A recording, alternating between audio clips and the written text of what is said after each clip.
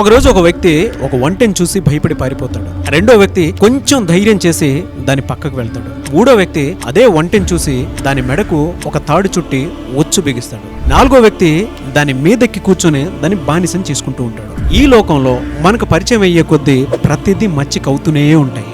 ఉదాహరణకి ఒక వేటగాడు ఒక తోడేలును ఒక నక్కను వేటాడాలి అనుకునేటప్పుడు రెండిటికి ఒకటే ఉచ్చు వేయడు. అలానే అవి పడేయడానికి ఎవరూ లేని చోట తన ఎరను వెయ్యడు. ఆ జంతువును వేటాడాలి అనుకునేటప్పుడు వాటి ఆహారపు అలవాట్లు, దాక్కునేటువంటి ప్లేస్లు ఏవైతే ఉంటాయో వాటిని క్షుణ్ణంగా తెలుసుకున్న తర్వాతే మచ్చిక చేసుకుని మరీ వేటాడతాడు.